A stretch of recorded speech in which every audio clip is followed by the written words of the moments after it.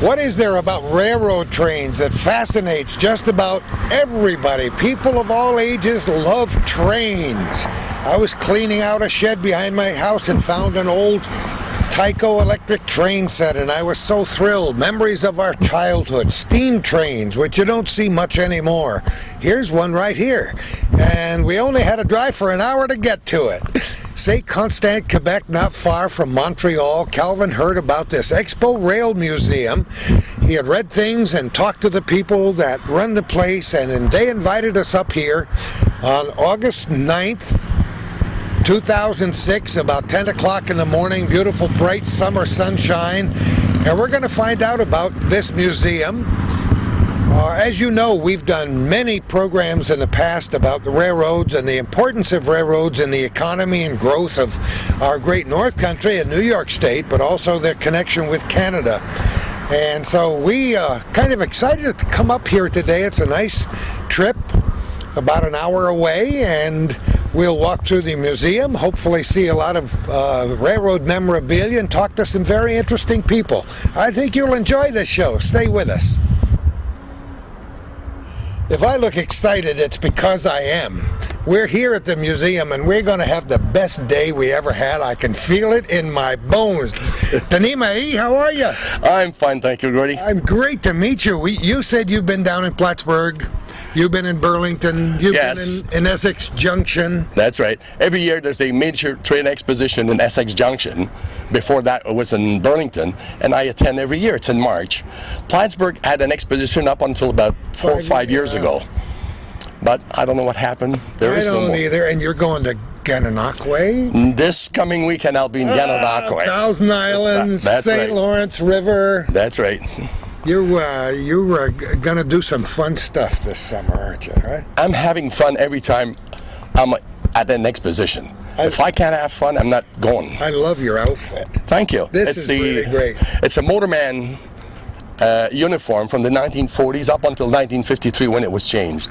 But the streetcar operators in Montreal had this type of uniform.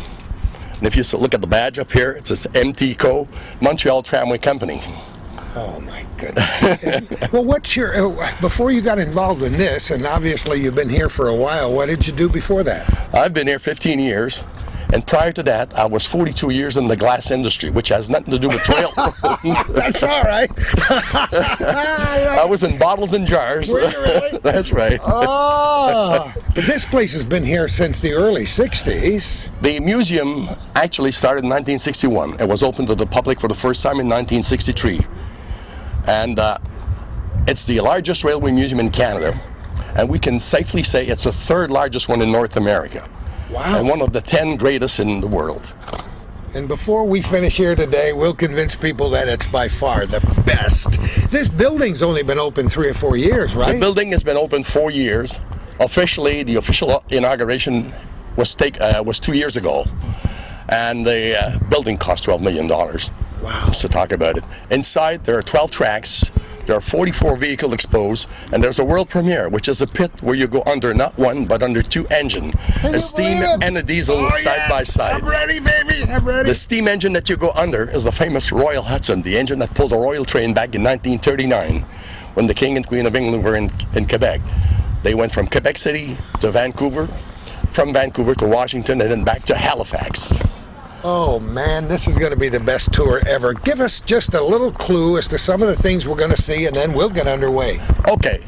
At the museum right now, there's roughly 166 pieces of equipment. There are 26 steam engines, 26 electric diesels, cars of all types and of all eras, collection of old tramways, both from Montreal and Ottawa. And we have special cars, like we have Mr. Hayes. Mr. Hayes was the president of the Grand Trunk Railways. Mr. Hayes perished with the Titanic in 1912. Oh my. We have his private engine here. We have his private car. We have Mr. Van Horn's private car. Mr. Van Horn is the one who built the railway up to Vancouver. And the tramway we're going to ride on is the last tramway that operated in the streets of Montreal on August 30th, 1959. That was the last day there were streetcars in Montreal. Oh, man. And that tram has just been renovated at a cost of $200,000. So it's brand new. And you operate it, don't you? I operate it every Thursday. Ah. Oh, And zombies. it's a pleasure. I love it. Isn't that? You must have so much fun. You have yourself. You have model trains, don't you? I have model trains at home. I have a layout of 7 by 10, and I belong to 2 clubs where we do maneuvers. Wait till our friends in Plattsburgh watch this program. They'll all want to buy copies of it because we love model railroading, and we talk to a lot one of the guys who get together, and the gals too, who are into this as a hobby. You'd be surprised how many women are interested. Yeah. Like at one of the club I belong to, we have 3 women. You know, and they come in every week with their husband or their son. We even had kids, 14, 15 years old. They operate trains. We have fun. Oh boy. So for 15 years you've been having a ball, meeting people from all over the world, I'll bet. That's right. And they send you letters and photographs and... I had photographs coming as far back as Australia. No kidding? Yeah. Oh, that's... I had a couple here with their son, and the guy was telling me that his son was a streetcar train fanatic, and he wanted to take a picture. I said, look, if you want to take a nice picture, I said, come here. Got the son and sit him at my place, got my hat on, took his little cap, put it on, took the picture. About 2 months after, I received a copy with a beautiful letter thanking me for what I had done for his son. And it's always like that. Yeah, it's great to make friends and touch lives, and it's the railroads are so much a part of Canadian and American history, aren't they? You're right. That's what built Canada. Yeah. And I know in the States it's the same thing. Yeah, sure. If Canada's such a big country, it's not all on account of the railroad. Because if we go at the beginning, where there was only Quebec and Ontario, Lower and Upper Canada, the Maritimes were asked to join Canada. They did. And then the Prairies said, look, we have grain, we have wheat. If you want us to join Canada, not the U.S., you come and get us. So they started building the railroad. BC, British Columbia, said, look, we have the mountains, we have the fisheries. The U.S. want us, if you want us to join Canada, come and get us. So Mr. Van Horn started building the railroad all the way through Vancouver. And if we look at people who worked on the railroad, you have Germans, Chinese, name them, almost all nationalities worked on it. So that's why Canada is such a big country. I love it. We're going to get on and take a ride. What do you say? And you're going to have a ride on a special streetcar, which is not the one I told you about. Oh. This streetcar was built in 1895 That's even better. in Peterborough, Ontario. Okay, we can head over. It operated in Kingston and in Toronto. Montreal had it in 1957. They renovated it, and it only came out twice in Montreal for excursions for streetcar lovers. Isn't that beautiful? And here at the museum, we got it in 1970, and we've been operating it for the past 6 or 7 years. Now, what happened to the original streetcar, we're going to find out, and we're going to go on it. I love it. Stay with us, folks. We're in for a great day.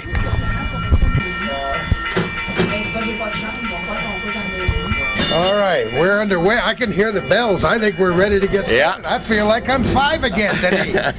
Well, your streetcar was built in 1895 I love it. in Ontario at Peterborough. And the streetcar operated in Peterborough, Kingston, and Toronto. Montreal had it in 1957. It was renovated, and they used it twice in Montreal for special trips for tramway lovers. Here at the museum, we had it in 1970. We made a little renovation on it, and we've been operating it for the past 5 or 6 years now. That's great. So what are we going to look at here? Here we're going along, the ride around the museum is 1 mile, and we're going to see what's on the outside right now. You're going to see our yard, and like right now we're coming up to one of our switcher, which was given to us by the old Port of Montreal. Yes. Yeah, and this thing here is a track blower Oh, for the winter. snow switch cleaner. Snow switch cleaner, yeah. The bridge here is about 110 years old. It's hand operated. It's built on a pivot. And you can put an engine on it as heavy as 200 tons. No kidding. And you and I easily will turn it. Speak for yourself, Denny. Oh, come on. We do it with kids. No kidding. Yeah, the table itself is 25 tons. And we have school children coming in every year. Right now we're stopped at the Hayes Building. The Hayes Building was built in 1963, and Mr. Hayes was the president of the Grand Trunk Railway. And as I said before, we'll see his engine in his private car inside. And apparently in his will, Mr. Hayes had a clause that if ever a railway museum starts in Canada somewhere, money will be donated to commemorate his memory.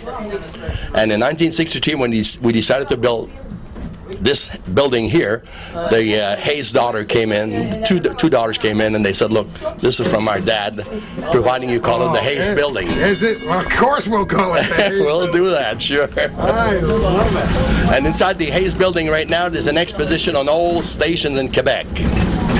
It isn't very often that somebody gets a chance to ride in a streetcar like this that's 108 years old or something. That's right. Unbelievable. That's what I tell people when I operate the streetcar. Try to find me a bus that is 100 years old and still out in operation. Isn't that amazing? Look at this. This is our yard here, where we do maneuvers several times a week. Do you really? Yeah, we have two switchers that we can use. And we do maneuvers in here to show people what it's like in the sorting yard or something, in the railway yard. I bet things change at the museum all the time, right? The scenery is never the same outside. Yeah. The building here is where we have our biggest engine. It's actually 100 feet long, weighs 365 ton. Wow. Mind you, it's not as big as a big boy, but it's the biggest that was built in the British Commonwealth. Wow. There are two engines in there with wheels that are 80 inches high. One was given to us in 1967 to commemorate the 100th anniversary of our Confederation. Yeah. It's from England. It's a Mallard type engine. And also there's a snow plow in there. There's the last engine to pull a freight train back in 1959. It's a Norton type engine. It's really big. There's 325 tons.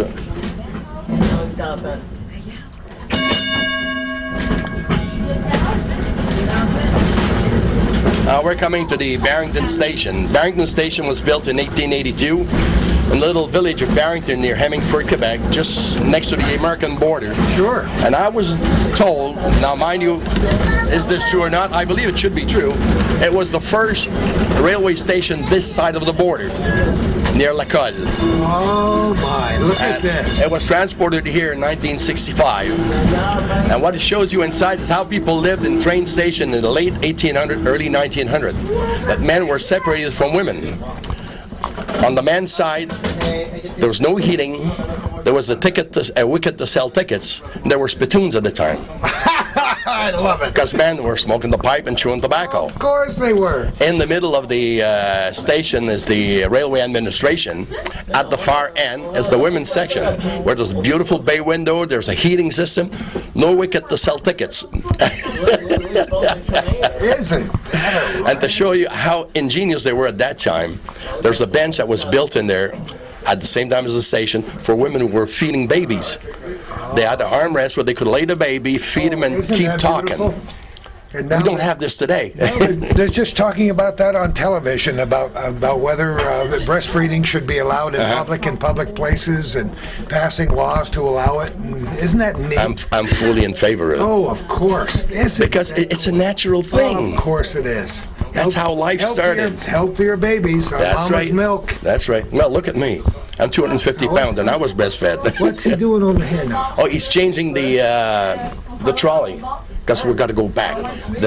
They're probably doing some work at the crossover, so we're going back the other direction. Aha, okay.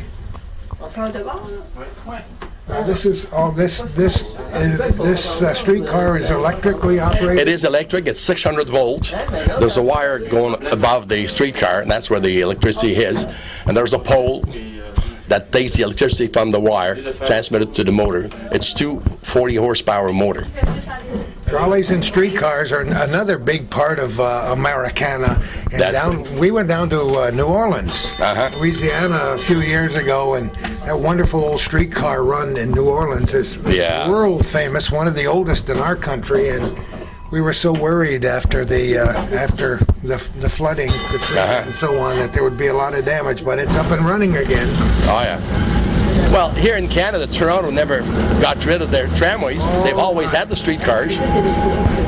You know, once again, I told you I ran into a bunch of old photographs yesterday, and I found one of the Toronto Exposition. I went up there with my family when I was 12 years old.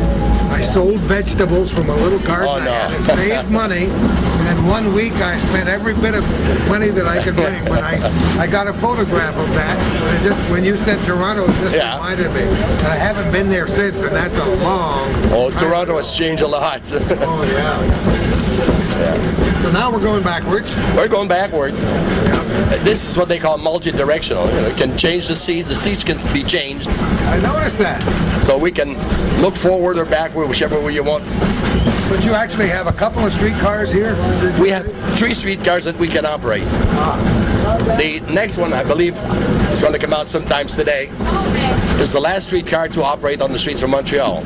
August the 30th, 1959. And that streetcar was just renovated at a cost of $200,000. Yeah, that's the one you mentioned about before. That's right. You must have met a lot of people who formerly worked on the railroad, people who are retirees and who come through here just to... As visitors, we do have a lot of people from the railroad. I bet you do. But at the museum itself, there's between 100 and 125 volunteers. Wow. And I don't think there's 10 who worked for the railroad. No kidding. It was all, you know, their father, their grandfather, their uncle. There was always somebody connected with the railroad. But as far as working for the railroad, I don't think there's 10 volunteers. That's funny, because when we started this program today, I stood out by the highway, the entrance, and then looked at that little engine and got a flood of memories. And I thought, well, maybe all the old retirees will come up here to have a look at this place. We have a lot of them, as I said. At the time we have most retirees is when we have, say, like a steam weekend, once a year or once every second year. We get in contact with old engineers, try to get them in and get them in the cab so they can explain people how it works. And I had one fellow here who was the one who operated the last not baggage, but I mean freight car. Oh yeah. Back in 1959. His engine is inside the barn. Oh man, he must have gone crazy. When I got hold of him and I explained on the phone, he said, "Can I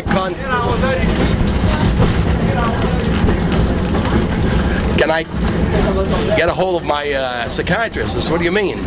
No, he said, I know, the guy's always joking. I said, "Look, I'm serious." No, he says, "I got to talk to my psychiatrist." Then I talked to his wife. His wife said he never told you, but the last year he operated, they ran into a small pickup truck with 2 passengers. Oh my. And that was in 1959. And the guy still, so when he came back to me and he said, "Denny," he says, "I can be at the museum." I told him, I says, you get in the cab at 10 o'clock, you get off at 12, you get back on at 1, and at 3 o'clock it's finished. 5 o'clock we're ready to close the museum. He didn't want to go? Where's Roger? He was still in the cab and he was crying. Oh, isn't that amazing? And ever since that time, every year, do we have a steam weekend this year?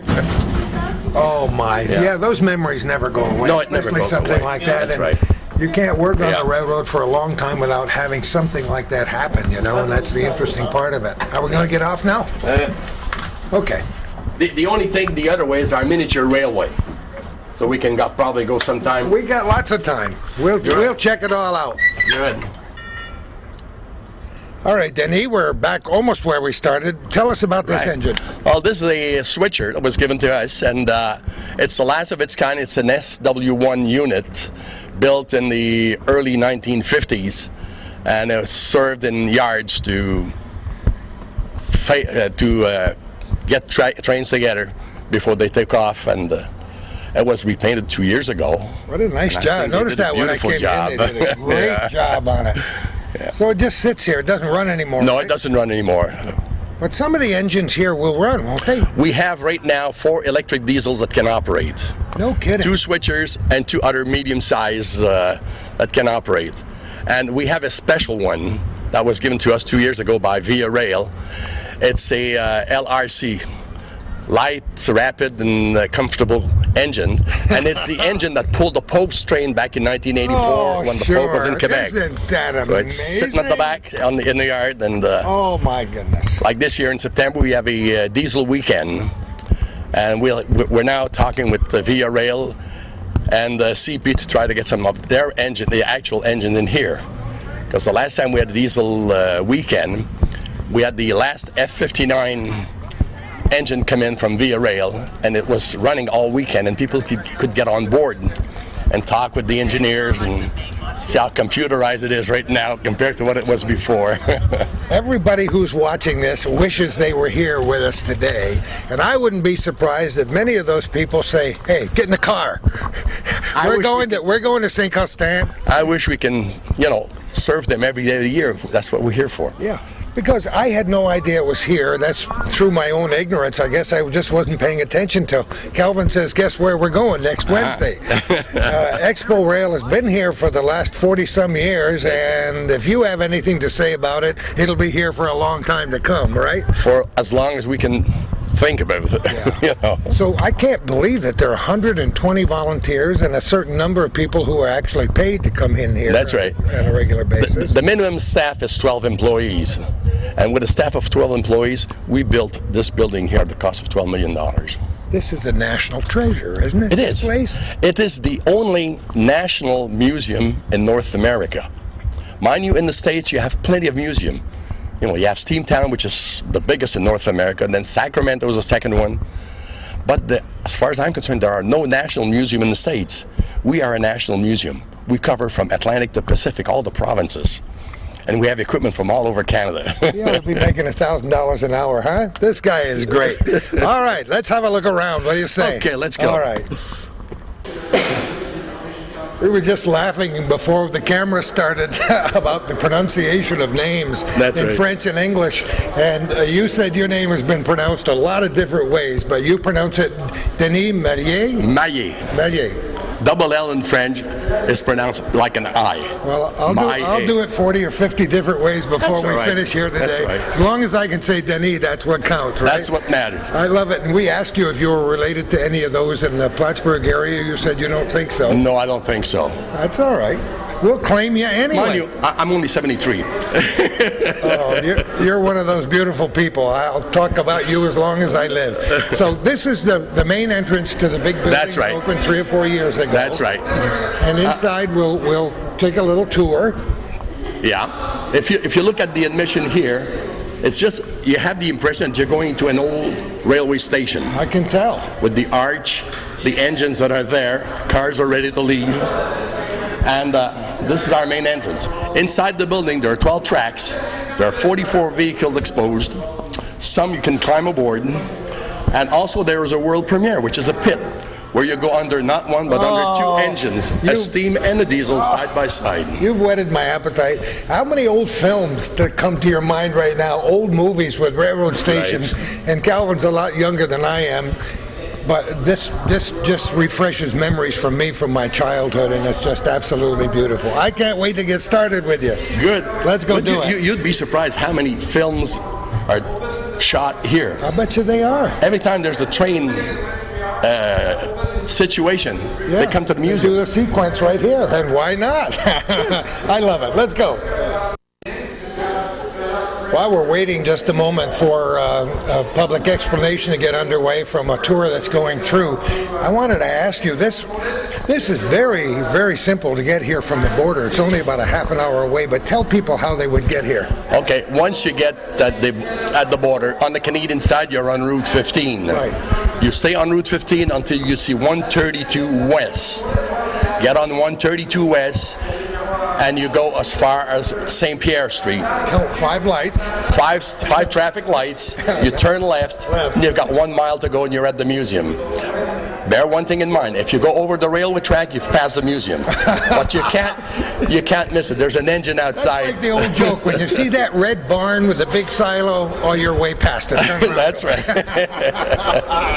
And you're open? We're open year-round, except that during the winter time, as of November this year, we will be open only on weekends for the outside, but the inside is opened year-round. And generally open from 10 in the morning until 6? 10 in the morning till 6 until September. Then it's 10 to 5. And it's not very expensive to go through, right? No, at my age, it's $9. Oh, see. I love it. We have a family price, 2 adults and 2 children, $30 Canadian. Oh, that's wonderful. That's wonderful. And the experience is worth $1 million. It is. I didn't bring $1 million with me, but I bet you I have $1 million worth of memories before we finish today. Let's move on. Well, Gord, your enthusiasm shows the $1 million. I love it. It's you and me, Denny. Now, this is a replica, right? This is a wooden replica of the first steam engine in Canada, the Dorchester. Dorchester operated in 1836 from La Prairie, which is about 5 minutes away from here, to Saint-Jean, Quebec. It was a 44-mile run at the time, and it was the first steam engines. It was built in Scotland by the Stevenson family. No kidding. That's right. Yeah. And what happened is the original one was destroyed. Now there's a museum in Old Montreal, the Ramsay Museum. Back in 1953, they had an exposition on railway, and they wanted a copy of the Dorchester, so they went through books and they got numbers, and they got one made of wood. This is all made of wood, even the wheels are made of wood. Oh my goodness, so you can walk and take a look at it here. This is amazing. Yeah, it's all made of wood. It's an exact life-size replica of the Dorchester, right? It's exact with the figures they found in books. Yeah. But the prints were never found. Oh, really? So we assume it's basically what it was like. A lot of our viewers don't realize that that steam travel goes back that far in the railroad. 1836. 1836 was the first steam railway in Canada, and I believe in the U.S. it's a couple of years before that, around 1825 or something like that. Yeah. Oh, this the only thing that is original is a piece of track down here. Oh, no kidding. Yeah. That was found somewhere in La Prairie. You gotta be kidding me. Because you got to remember that there were only slates. Yeah. They're put on the 2x6, and those were the tracks of the day. Isn't that? And so many things have changed down through the years. Right. What scale are your models? What scale? What size? My models? Yeah. HO 187. Really? We have a model, a layout here that I can show you later on. We're building a layout of 18 by 41. Oh boy! It's now operational. They're working on the scenery now.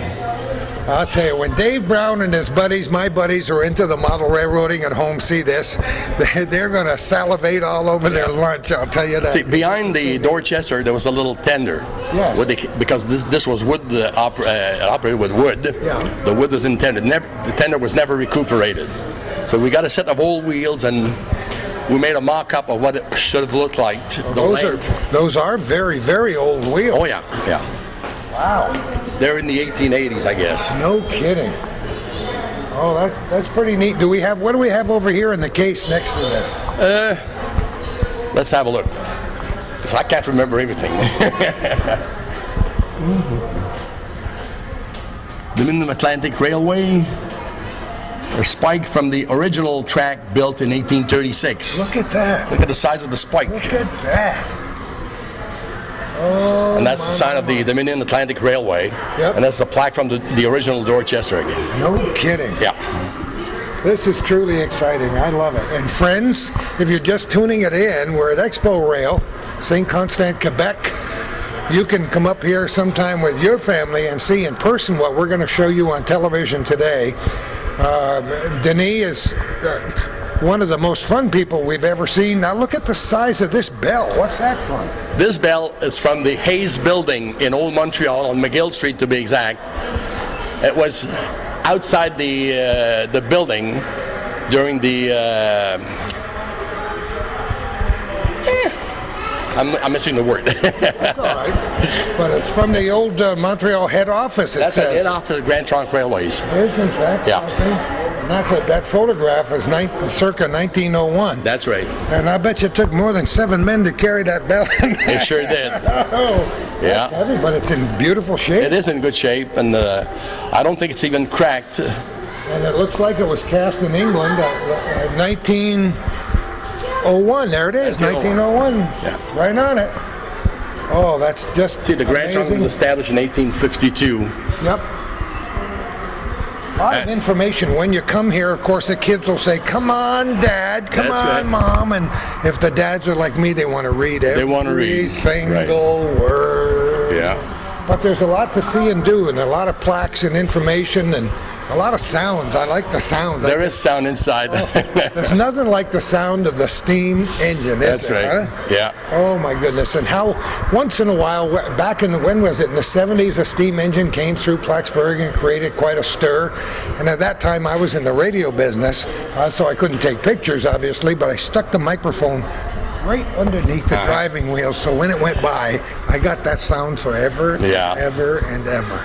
We had this happen here when they were filming, and they wanted the real sound of streetcars. We had a crew inside the streetcar with microphones all over. All over the place to catch. That's right, to catch the motors, the squeaking of the wheels, and talk about nostalgia, right? That's what it's all about. All right, let's move on, Denis.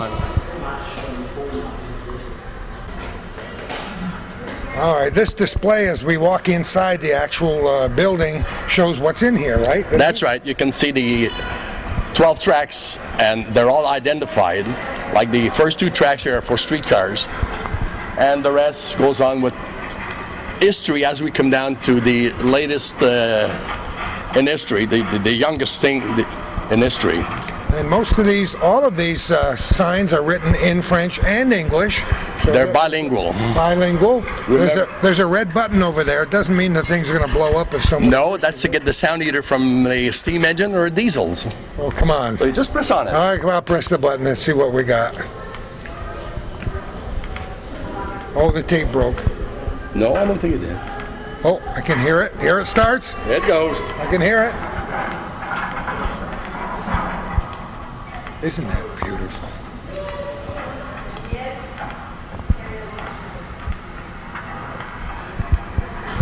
Once you hear those sounds, especially when you're a young kid, living next to a train station, they're in your memory, they're in your dreams, they're in your fondest recollections. Lord, you lived the steam era.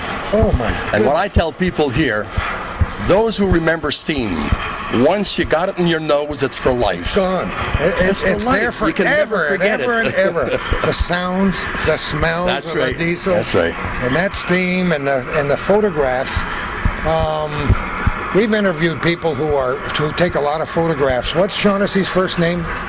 Jim Shaughnessy, who's written some of the best books. We got to interview him a weekend in Stowe, Vermont, and did about 6 hours of tape with him. And the stories that he tells and those great old photographs, boy oh boy, it's just fantastic. A lot of great memories. Yeah. That's great. So now let's walk around a little bit. What do you say? Let's start with the streetcars. All right, let's go. You can talk while As Calvin was mentioning, the things here, the sled and the old, how do you say that at the back there? Looks like a stagecoach. Yeah, that's how you say it. Yeah. Look at this Mount Royal Vale. This was before the electric streetcars in the 1860s up to 1894 when the first electric streetcar came up, and we're going to see it later on. And these were the winter tramways at the time. They were horse-driven, and so was the stagecoach like for the summertime.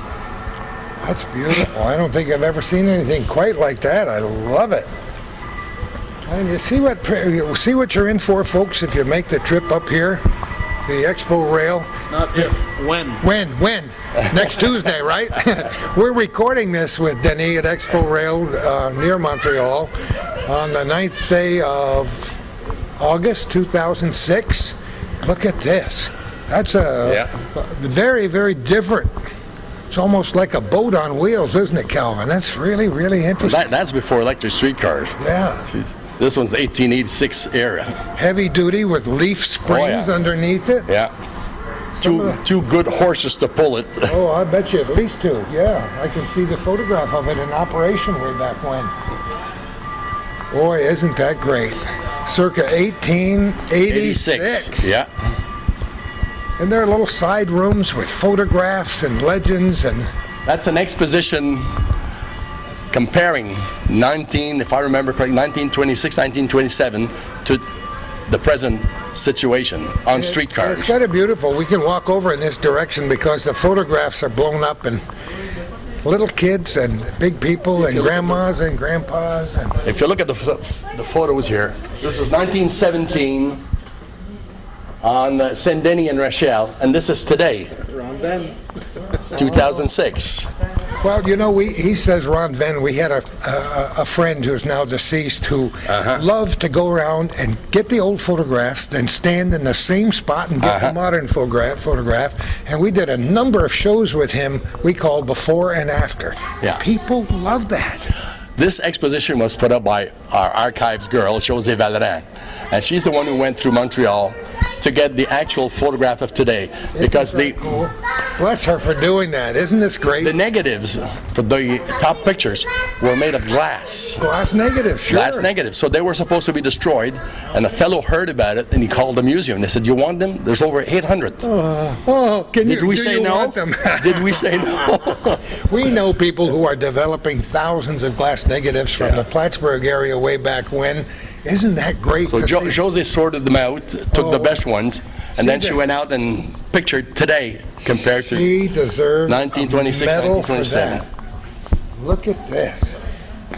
Oh my goodness. Yeah. Isn't it This great? is the- when they're what they blown up, call- you can see everything. That's what right. they call what? That was the Place d'Armes. Place d'Armes is where streetcars turn. Those coming from east, those coming from west, that's where they were turning. Yep. See the boys in knickers? Oh yeah. Yes, I remember those. And one thing to remember in those days, every man was wearing either a hat or a cap. Nobody was going bareheaded. Isn't that amazing? Yeah. That's the way it was. Oh, that's another thing I found in one of the boxes yesterday out there was a pith helmet that my mother picked up in Cairo, Egypt back in the early part of the 20th century. It didn't quite fit my fat head, but it sure did look like I just came out of the exposition or somewhere. Look at this. Oh, these pictures are beautiful. Yeah. Look at this. Look at the hat and That was a cop of the time. like the Bobby's hat. That's right, the Bobby's hat. Oh, my. Right. Church Avenue Station. Yeah. That's an Boy. old Saint Laurent, north of Montreal. Oh my, these photographs are just wonderful. I love them. One thing, just as we pass by, if we go back to the other one for a second, kids don't know about that. You could climb poles. Yeah, I know about it. When we were not kids. Not that Calvin has ever done that. He's too young. I always, every time I'd see the guy come and work on the pole and you see those spikes that he had on his feet, I always wished I could have a pair of those spikes, but we did shinny up and put our feet and go up the pole. We used to do that. Probably risked our lives, and then we remember the days when the snow was That's so right. high on the side of the road that Yeah. was almost to the top of the poles. Remember Right. that? Well, people said there was more snow in those days than there is today. No way. It's just that in those days, they weren't picking up the snow. they They were didn't. just pushing it aside That's with. exactly right. In the early days, even before they plowed it, they rolled it, and so That's you got right. huge amounts of That's snow. right. And when it melted in the spring, That's right. I remember when I was a kid, on the sidewalk, it was a plow with a horse, Yeah. and in the street, there was a larger plow with two horses. yeah, isn't it great? Look at this. Oh, Now, my, building of a my. track in old Montreal. Oh gosh. In the 1920s, just great. And all those buildings are still there. That's the beauty of cities that care about the old parts, and old Montreal is such a fabulous place. It is a fantastic place to see. To preserve the old buildings, turn them into something new, but keep the same aspect in the architecture. Isn't it great? Well, I believe that anybody that travels to see something original. Yeah. So You're the right. original in Montreal are the old buildings. Yeah. Like we go to New York, we want to see the Empire State. Yeah. Look at the hard rubber tires on that Right. trailer holding Yeah. the pole. And trucks had the same type of wheels that did. Oh yeah. There was no trips inside the tires. Nice ride, huh? Good for the hemorrhoids. Oh, look at this. This is a fun room. Looking all around and see the. That's building construction work in the city of Montreal. See what it was like in the street before they paved the street. Isn't it great to have these old photographs and be able to show them? And most of these, you think, came from glass plates. They were all glass. Because look Yeah. how beautiful the detail. Oh yeah, yeah. As I said, Jose did a fantastic job on sorting them out and cleaning them, and get them blown to this size. It's just wonderful. we do a lot of historical programs, interviews, and this program is historical when you think about it, because look at all the history we're covering here today. That's right. We love to look That's at right. old photographs. Oh my goodness, look at this. Yeah, well, that's the one we have inside. In there somewhere. Right there. Yeah, oh, inside. Okay. On the second track. Yeah. That's the number one. That was built in 1905. It's all made of wood. Even the frame under is made of wood. Come on. Yeah. And it has been declared a sort of a national monument by the federal government. But it's operational. If we had permission, we could take it out and. No. But the government says no way. No. Won't let That's you part do of the it. archives, and it stays there. Now. A little further on, we saw what we call the Plasdarm, where the east end and the west end tramways used to. Right. Now, down at the bottom in the middle here is what they call the Craig Terminus. Those were cars going from north to south. That's where they would change. It was an enclosed building. It has been demolished, and the present building has nothing to do with it. It doesn't even compare to that. Yeah. Isn't it great? Like I said, every time we do one of these programs, I get an education, and today, as I've said before, is my 15th doctor's degree, just picked up from you, Denny. Oh, come on. Oh, this is the best way to learn, right here. That's it. And You know. and for little It's kids, history. right? Little kids That's and right. grandpas and grandmas That's right. and the whole. See, I'm sure you told your grandchildren once, you know, in my days it was like this, it was like that. of course. Now you can show it here. Yeah. Well, that's why it was so much fun to drag old photographs out yesterday out of that shed to show the kids that I wasn't fibbing to them about all this stuff that I talked about Yeah. as a young guy. See, even the streets are not paved there. No, look That's at that. before paving the streets. Well, that's the early, that's probably 1917 or something, right around that time. 1904 1904, which is even older, Yeah. yeah. to St. Lawrence and Pine Avenue. Oh, boy. 1904. Yeah, it's almost like standing there, isn't it? When That's you look right. at a photograph that size, it's almost like standing on the You street can see the corner. depth of it Oh, with streetcars in the background. The old advertising for corsets, Corsets, or whatever it yeah. happened to be. Oh my goodness! Like you said, hats. Everybody's got a hat. Oh yeah. Yeah, even children. Children We're wearing caps or hats. Caps or hats, yeah. It's nice when you see the combination of horse-drawn vehicles, cars, Yeah. street cars. And some of the streets were narrower than Oh yeah. today's street. Some are brick and cobblestone. Cobblestone. Oh my! Look at this picture. Isn't that an amazing photograph? And to blow it up and have that much detail. It's unreal. I imagine she ultimately somehow scanned these pictures into the computer and then She did. blew them up because Possibly, that's just yeah. so. And you can tell that the streetcar was moving. See, That's right. Isn't that great? The Yeah. blur Leaving people. and the people too. You can almost see inside the offices upstairs, and oh, I love it.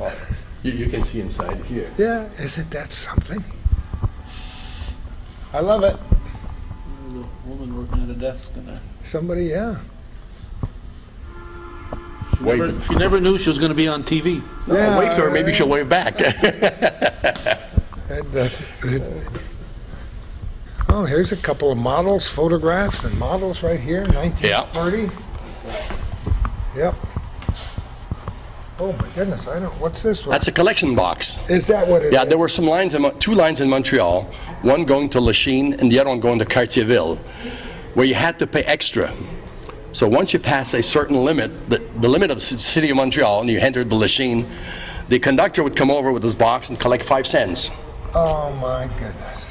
Look at somebody stitched it up because it was the leather Yeah. was coming apart. Isn't that a ride? Yeah. There's so much here, and it's so tastefully presented. It's really, is. really professional and beautiful. Yes. Enough station. The Pinef station. Pinef is a big boulevard now in the east end of Montreal. Really? Oh, yeah. Well, it covers Montreal from the St. Lawrence to the Rivière des Prairies River, so it goes across Montreal. I love it.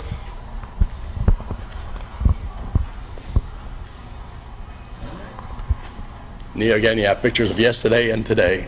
Yeah, that's Same such era, a great same idea, place. huh?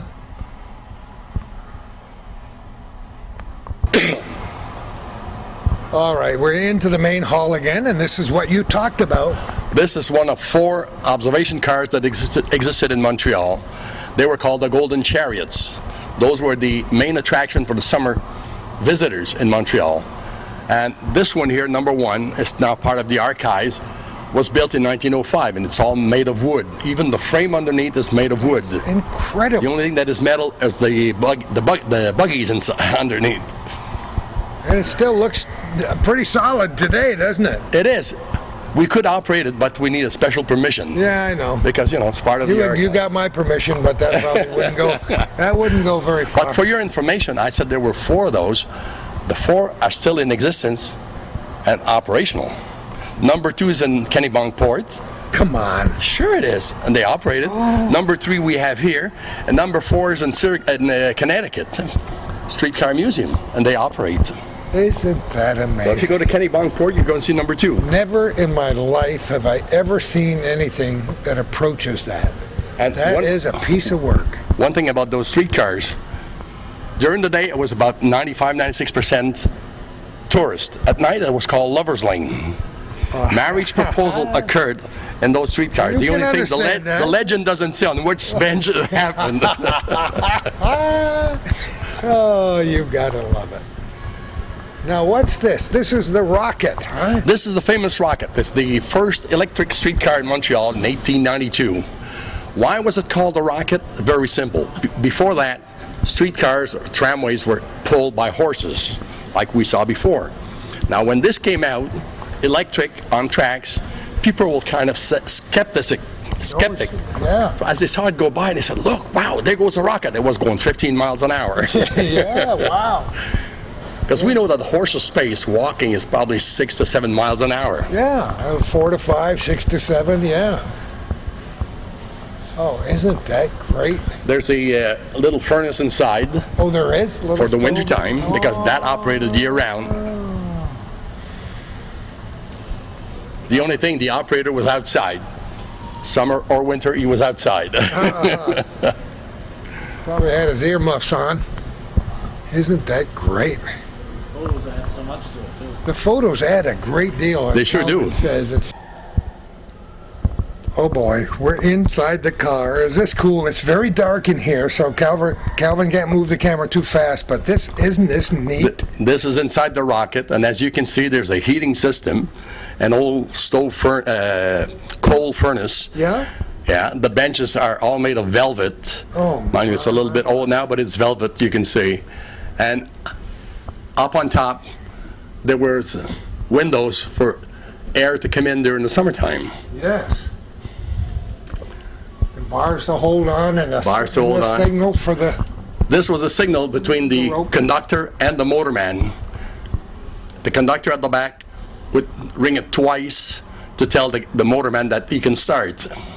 If there was an emergency, it was a one-shot thing. Oh, it was. Just pull it, huh? And in order to back up, it was 3 times. Same as in trains of today. Isn't that amazing? 2 bells to move forward, 1 bell to stop, and 3 bells to back up. Boy, you're now standing, and for those who are viewing through the camera lens, a true piece of Montreal history. That's right, the first electric streetcar of Montreal in 1892. What a kick and a pleasure it is for me to be here, and I hope our viewers are getting the same kind of a feeling as we are, because we're both, all of us here, the 3 of us, are very enthusiastic about what we're looking at. And we've hardly begun, Denny. It's only the beginning. It's only the first track, and there's 12 to go through. I love it. Let's do it. And you said to maintain the authenticity that they actually brought the cobblestone. That's right. The cobblestone is original from Montreal. And right now, if you go into old Montreal on St. Paul Street, for instance, the street is all made like that, even today. Oh, yes. So if you go there with your car, no more than 3 or 4 miles an hour. You know, in a lot of places in America and Canada and Europe, they try to recreate history by putting new cobblestones in, but there's still lots of places where you can get that old flavor and actually walk on the same cobblestones that people have walked on for 100, 150 years. Yeah. What's next? Okay, this car here is from the era where you pay as you enter. Uh-huh. Because in the 1800, early 1900, people used to pay as they come off the streetcar. So when these streetcars were introduced around 1905, 1907, there was a conductor at the back who was collecting. The motorman up front only did the driving and let people off. So people were asked to pay as they enter. And there is a word in the French Quebecois language, and we say paye, which means pay. But in French, we shouldn't say paye, we should say paie, paie, paie ceci, paie cela, pay this, pay that. Oh, yeah, But sure. because of the streetcar that said pay as you enter, the word pay, meaning pay, stayed in our language. That's something. This is a big car compared to that first electric car. It is, yes. This is very large. Those were two-man cars, and This is almost the size of a modern bus, isn't it? that was made in the States, in Cleveland. Really? No kidding. Yep. My Coleman car. Oh, my. That's just great. I mean, Calvin's trying to watch his step and make the camera go at the same time. What are we... Even the switch on the ground here is from Montreal. No kidding. Yeah. Was given to us by the city of Montreal, and we recreated switching from one track to the other. Absolutely terrific. No small job to build a place like this and get all this equipment in here and make it presentable so that it looks original. Huh? The building of itself went on for a couple of years I bet you did. before it was open to the public. Okay. But this streetcar here, 1046, is the longest streetcars built for Montreal. And we saw where the picture exposition is, that little thing where they collect money once you're out of the city of Montreal. Yeah. This was one of the cars that went from Montreal to Lachine, or from Montreal to Cartierville. And why was it painted orange like that? Is because in those days they were traveling in fields, and farmers couldn't hear them, so they got them to paint it orange so they could see them. Who would ever know that unless you told us that? That's right. Denny, that's what a great piece of information. Yeah. It's called Farmer's Orange, huh? Farmers orange. Except in the fall, then they couldn't see him again. Yeah. That's right. But it's nice. They put a nice fresh coat of paint on it, and that looks really nice. Yeah, that was painted about 2 years ago. Yeah. 1917. Yeah, these you call them lampposts? Yeah. Lampposts are from Halifax, Nova Scotia. No They kidding. were in front of the station in Halifax before it was burned. It's like I said, it's so beautiful when you can preserve things like That's that right. and not have to make something as a replica. Well, it's our heritage, and what else can we leave our children to find out where they're coming from? That's perfect. You know, it's nice to know where you're going. It's nice to know where you are now, but where were you before? Yeah. And what got you here? This streetcar here, 3200, was a special streetcar built to transport the employees' salaries. In those days, people were Ooh. paid in cash. You remember Yeah, that? Sure do. We had Pay an envelope. Pay envelope. Pay envelope. Oh, yes. So this was made to transport the pay envelopes from one barn or one shed to the other, or one garage to the other. And then after they started paying by check, it became a maintenance piece of equipment. Yeah. And inside there's a few pictures showing a funeral streetcar, a prison streetcar, a band streetcar, because the old Montreal company had their own band. Sure.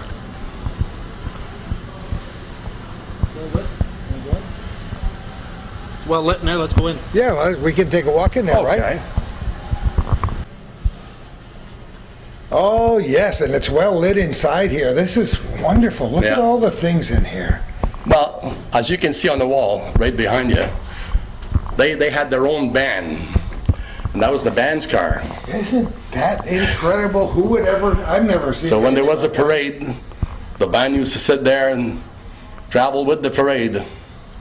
And we're going back to 1896. Yeah, never have seen anything like that in my life before. Oh, great stuff.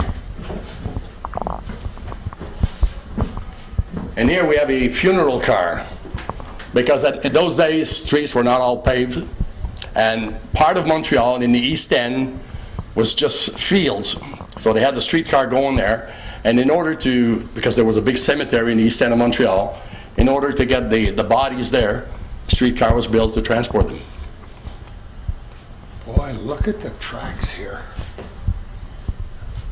Work car on Park Avenue, is it? Park and Montreal. My. And all kinds of cars. Oh yeah. All kinds. Yeah, we have a little crane here. We used by the Really? streetcar company. Yeah. I love the straps. That's where the phrase straps came from for subway cars. It dates all the way back to these streetcars. Well, all two-man cars had straps like that. Only when the one-man car came up, they were a little lower, and they only had a bar at the top, which is about this. We'll see it later on. But these straps here were in all streetcars. Oh my goodness. Now we talked about prison. Yeah. This is a prison car to transport prisoners from one prison to the other. From federal jail to provincial jail, and Sure. then back to court. Oh, I love it. And the photographs always add so much. See, the number one observation car that we saw at the beginning is right here in 1908. As I said, this was built in 1905, but in 1908, it's a parade on Sherbrooke Street. Boy, that's quite a crew, isn't it? Yes. Unbelievable. And it cost at that time 25 cents for an adult. Oh, really? And if you go back to 1920s, 25 cents was a lot of money. Sure. Like we'll see in the streetcar later on, a no spitting sign. No kidding. The fine was $40. Ooh. $40 in the 30s and 40s was about a month's salary. Isn't that? And if you go back to those years, there was a lot of sickness that could cause death, such as tuberculosis, for instance, sure. which you can get tuberculosis through saliva. Oh, And again, men were smoking the pipe and chewing tobacco. chewing tobacco. And you can imagine Spitting in the spitting. spittoons Oh, no way. Oh, my. So this is what it looks like, Yeah, right? that was the conductor's place. Not the conductor, the motorman. The motorman. Yeah. Because conductor was at the back collecting. Yep. But he was, at this point, he was actually inside. That's right. Wanted to open That's the right. windows. Yeah. But still, at that time, the brake was hand operated. Isn't that? There was no air brakes. Hand operated, got a little heater there for him Yeah. to keep him warm, and oh my.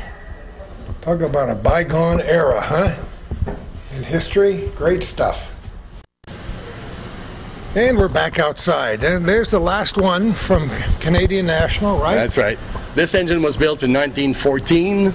It's the first and last engine to go through the famous Montreal tunnel, Oh, leaving the central station in Montreal, going to Ville Montreal, because no steam or diesels are allowed in the tunnel.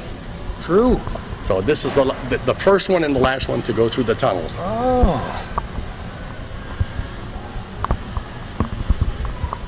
There are other places, I'm sure, where you said there are a few other museums, museums in Canada, right? Yes, there are other museums in Canada. But nothing of this scope. No, this is the largest here. And mind you, almost all museums in Canada are part of the CRHA, Canadian Railway Historical Association, who are the owners of this place here. Ah, okay. The association was founded in 1932.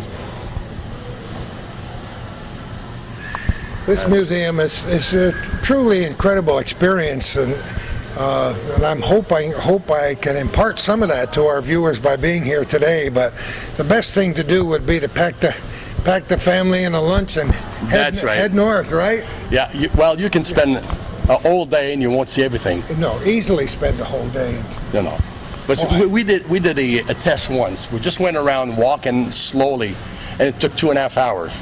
Yeah. And that's without stopping or reading anything. But if you stopped in Red, I could spend a week here with no problem. I'm sure of that. I could spend a week standing right here. Look at this. Oh my goodness, number 49. Yeah, this is what they call a tank engine. The tender is part of the engine. It's a Norton type 462, and that engine, there were 6 built of them. They started with number 46 and went to number 51. And there are 2 remaining. There's one in the Beauce County here in Quebec.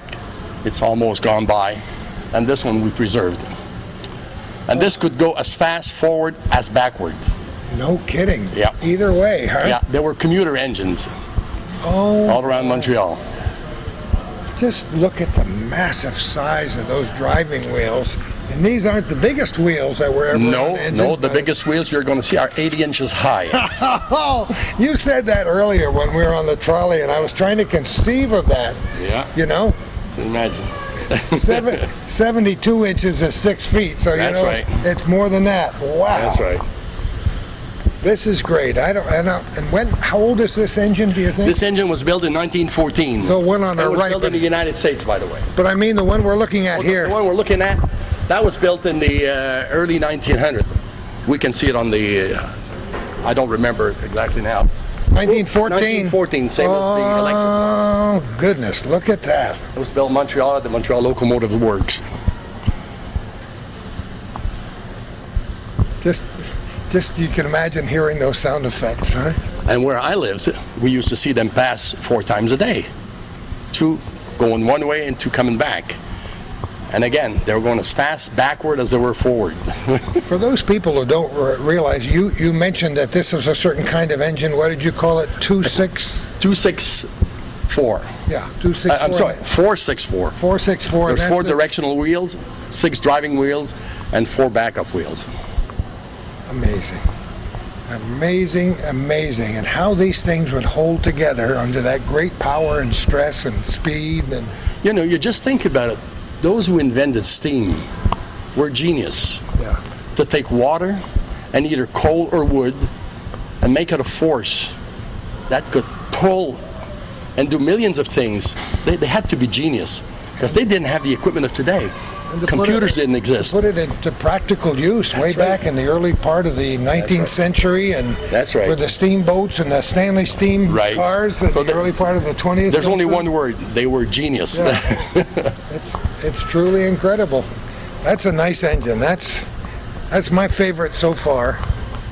But then everything I see is my favorite so far. Okay, so you're welcome back. I know that lots of the kids who are watching this are going to forego their favorite computer games and everything else yeah. just to watch this program. Yeah. And it's so nice that Calvin started this way, doing this kind of program way back in the 1980s, so that people get an idea what great history That's we right. have. Well, it's unbelievable going on internet, what you can find out about streetcars all over the world, Yeah. trains all over the world, and the history of it all, and what you can learn. Yeah, a friend of mine unbelievable. a friend of ours named George wanted to build a horse-drawn trolley. Uh-huh. He said, "Where can I get a picture?" And you know, I just horse-drawn trolleys, and I got plans and Oh, yeah. pictures, and he Sure. actually built one and Yeah. operates it, taking passengers That's around right. with horses. So, okay, what's here? What do we Okay, got? this is the Montreal and Southern Counties. Montreal Southern Counties had their station on McGill Street in Montreal. As a matter of fact, the building is still there. And they used to service south of Montreal, as far as Granby, which is about 80 miles from Montreal. They're electric streetcars built like trains, but they're actually streetcars. Stained glass in the window. Yeah. It looks like. Yeah. Isn't that incredible? This one was built in 1917, and Montreal Southern Counties operated until 1956. They had their station in Montreal, as I said, and they were going across the Victoria Bridge to the South Shore. Wow. Looks like we got one of the electrical parts. One of the electric motors is open, so you can see the inside. You can see the trolley also. Oh yeah. Isn't this amazing? A traction motor around 1910, right? Canadian 1910, Canadian Westinghouse. Boy, that's great. Who would ever get a chance to look inside one of these engines? Yeah. And those the are the arms. resistors for the Yeah, part that makes it go forward. yeah. I love the sign, volts, watts, amps, and wheels, an electrifying cocktail, isn't it? It is, cool? it is. 'Cause And that's all, what it all is. put together, it's non-polluting. Yeah, and think about that, huh? You know, it's non-polluting. Yeah, I see the headlines in newspapers now. Whatever happened to the electric car? That's right. You know? Ever since Montreal got rid of their streetcars, they had to have some instruments on top of buildings to control the pollution, Isn't or that to calculate the amazing? pollution. That didn't exist during the streetcar era. There were other ways they polluted, though, in those Well, days, with the that was smokestacks and so on. That's but right. This is, I love that car with the stained glass windows. I don't think I've ever seen anything quite like that in my life before. Those were the sizes of regular passenger cars. Yeah. It looks like a railroad car, And they were doesn't going it? fast. Oh, yes. And what is this, pray tell? This was built by for the Hydro-Quebec, and it was used as a switcher while they were building the electric lines north of Montreal or north of Quebec. Isn't that something? And 1923. That's right.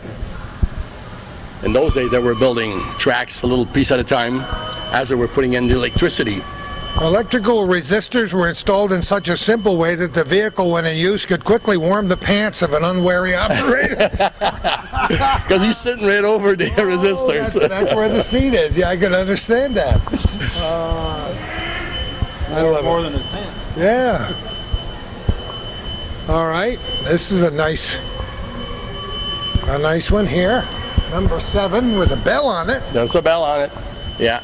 This was outside for over 20 years and was falling apart when we got some money to put it back together.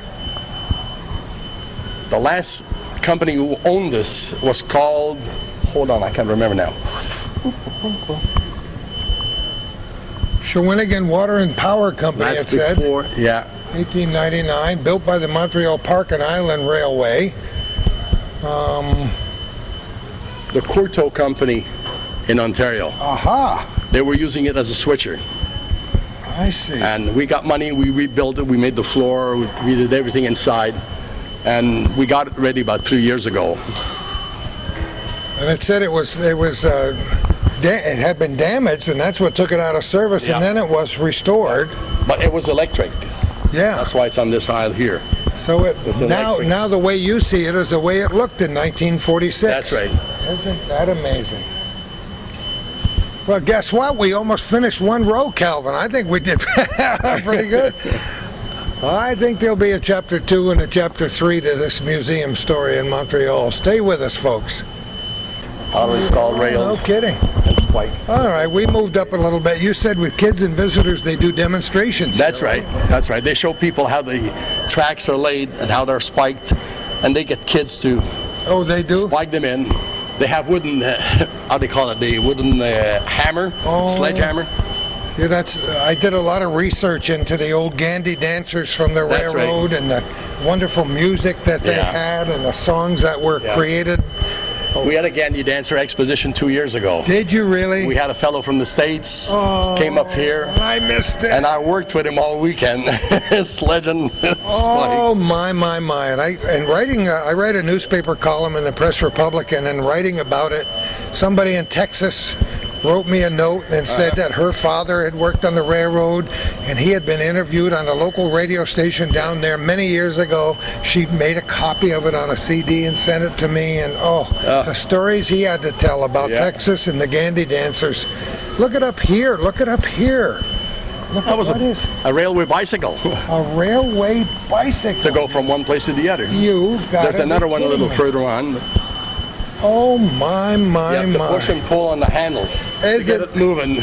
Well, we with the help met- of your feet also. Oh my goodness. And this one is a gas-operated engine on this one, I think, a little gas engine. On Yeah, it is a gas engine. Yeah. I think it's an old motorcycle engine at the front. Oh. Looks like a one-cylinder. It sure does. Oh, these are great. And here you have all the instruments they use to lay the tracks. Yep. Old type tracks. Oh. And how do you call that in English? The tongs? Tongues.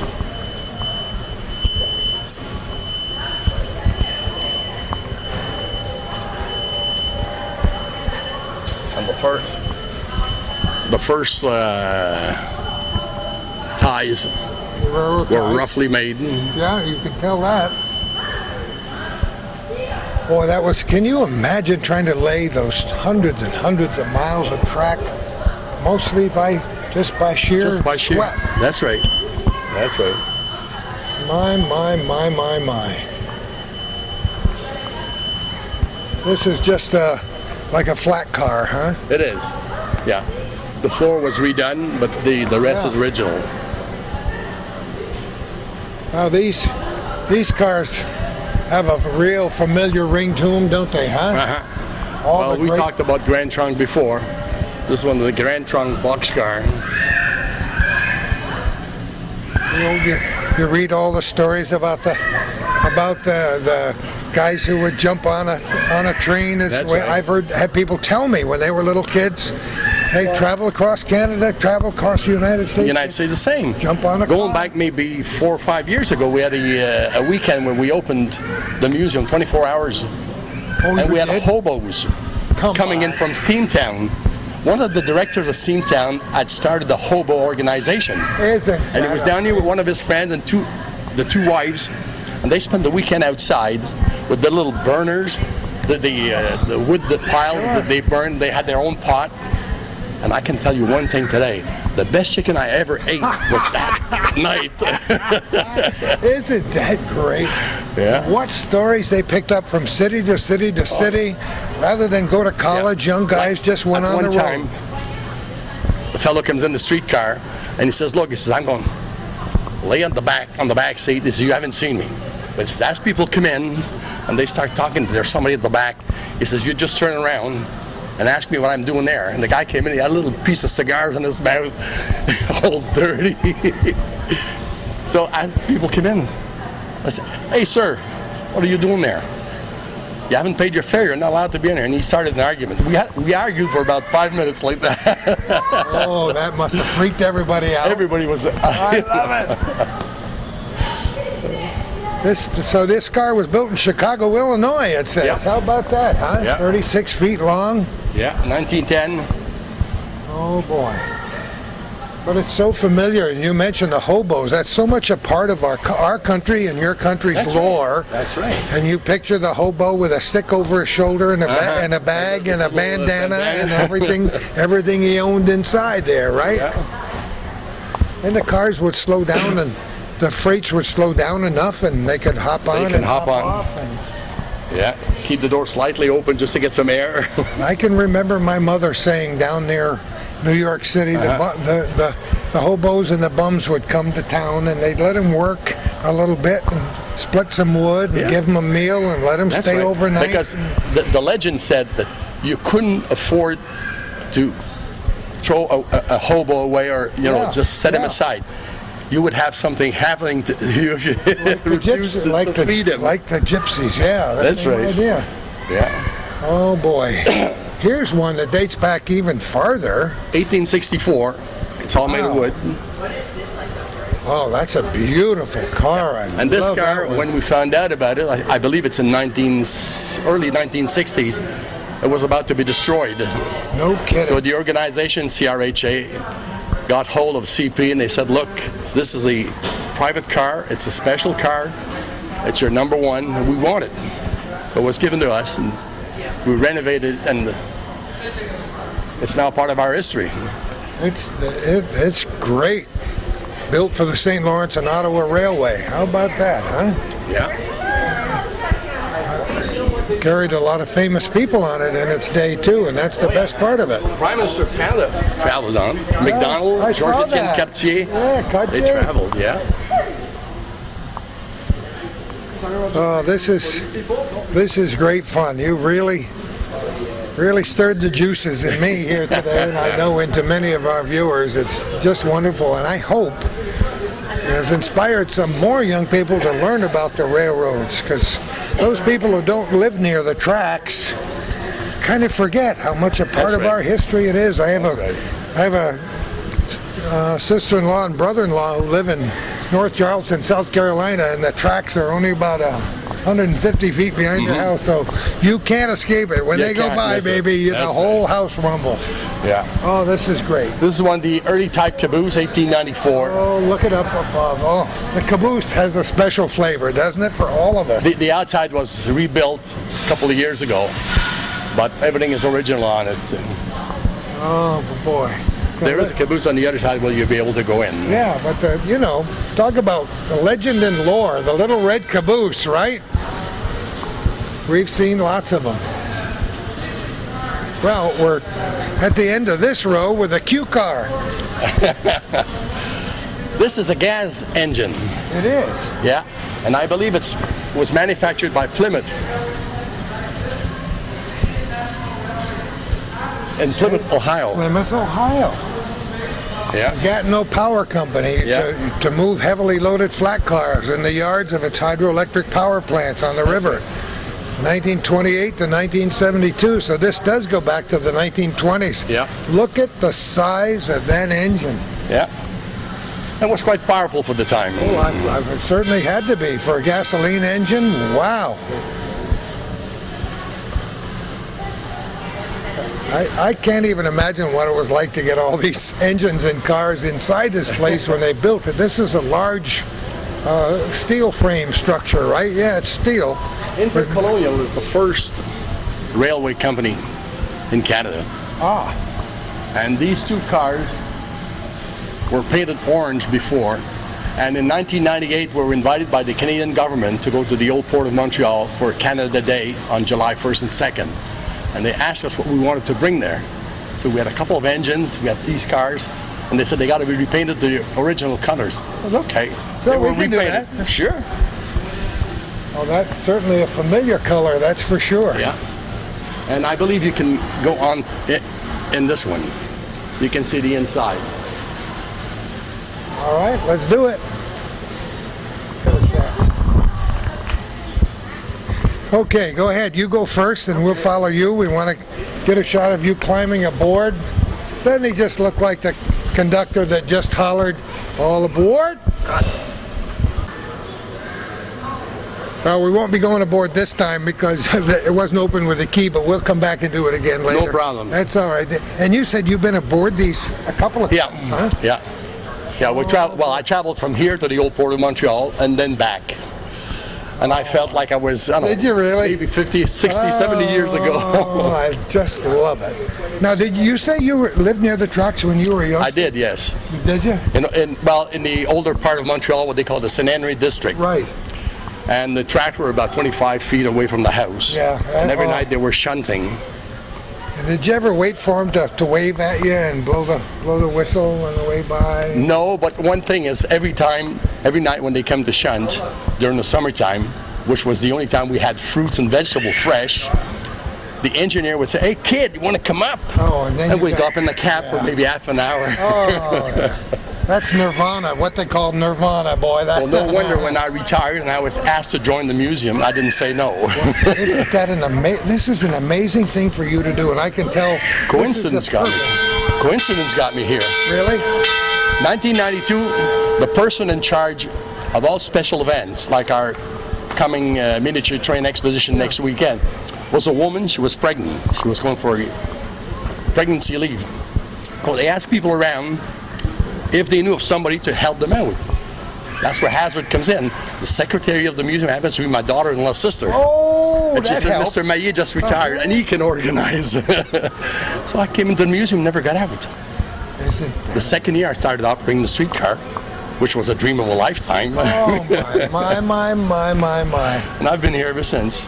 What a great way to stay busy, meet people, have fun. And I talked to you before of the miniature train exposition I cover in Quebec, Ontario, and northern United States. I created the job. Did you really? Because the museum was only going out once a year for one exposition. So I told the director one time, I says, look, you want people to come and see you, you don't go and get them? That's not marketing. And you marketed that pretty well. Who is the director? Marie-Claude Reed. Okay, just to let people know, and let people know that it's easy to find. Just head north on 15 and look To 132. To 132. 132 west until you hit 209. You turn 209 left, you can't turn right, and you go for a mile. And You're there at the we are. museum. It's easy to find. That's great. This is the famous Hayes engine. That's right. Mr. Hayes was president of the Grand Trunk Railways, and he perished with the Titanic in 1912. This was his private engine, the engine that used to pull his private car, which we're going to see on a little further on. Isn't that great? We were just talking about other ways to get here. You said Mercier Bridge. Yeah, once you get on 132 West, you'll see a sign saying Pont Mercier, Mercier Bridge. Just follow that, or follow Chateauguay, but don't go to Chateauguay. Once you're at Route 209, turn left. Oh, that bell is beautiful, boy. If there's anybody within a half a mile that can't hear it, they really do have hearing problems, I'll tell you that. And the kids are allowed to get up there and sit, huh? And that engine, engine? everybody can go up. Oh, isn't that Yeah. the neatest? And what I tell the kids on the streetcar, once you go into this engine, look for a cord. Pull on it, you're going to pull the bell. And they do, too. They sure do. They don't forget you, that's for sure. Yeah. Yeah. This engine dates, you said, to 1900, I think. That's right, early 1900. Oh, boy, oh, boy. And you can tell, and now that I know, after talking to you, the configuration of the drive wheels, I know what to look for. Well, you have the same configuration in the States. Yeah. Like this is a mogul type. It's 260. Ah, I What they see. call a mogul type engine. Well, you got to learn the nomenclature, the words that go along it, if you're going to be a fan. There are two directional tracks at the front for curves, to help it go into curves. No kidding. And 6 motorized, not motorized, but I mean Yeah. operational Yeah, drive wheels. drive wheels. And the legendary cow catchers That's right. from the days when cows really did get on the, They did get on the tracks, yes. especially in the prairies in the Midwest and in the West.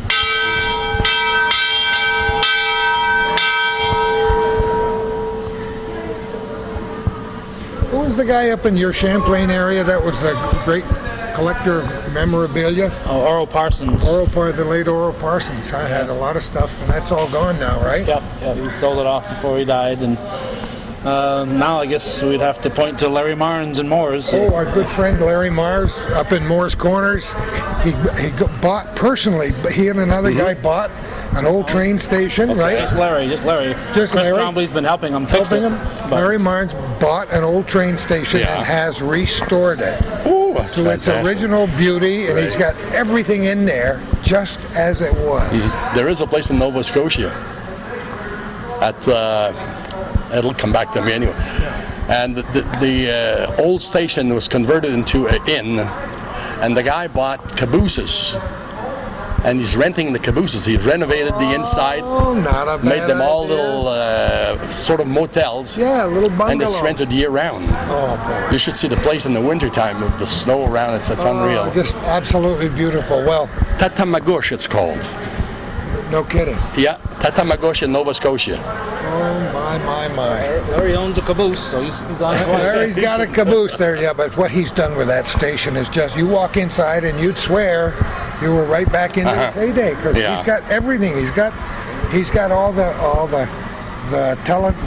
court, Okay. telegraphy stuff, Telegraphy and and this. telephones and Yeah. the radios and the whole 9 yards. And this has been a childhood dream of his. What person who loved that steam era wouldn't love to own a train That's station? right. Who wouldn't? And it's a big job when you don't have public money to help you do it. You It sure know? is, You yeah. do it on your own. Yeah. That's great. I love what a picture that is. I've said it before and I'll say it again. Time flies when you're having fun. Well, I hope you are, because I am. Danime, you are the perfect host for a program like this, to the point where we're not going back to the States until we do another show, Chapter 2 from the ExpoRail Museum, and we just love it here. Thank you so much for inviting us here today. It's always a pleasure to have you around. So you're so enthusiastic, like I am. Well, you know, we're both in the same game. It's great to be that way. Think positively, stay healthy, stay happy, and if we couldn't laugh at least 100 times a day, life wouldn't be any fun That's at all, right. would My it? boss once told me that. If I can't laugh once during the day, I'm not on the right job. I think it keeps us healthy, and I hope we're a perfect example. It sure does. What a team we are. Thank you so much. You know what I always say at the end of the show? Who knows where we're going to be next time for our little corner.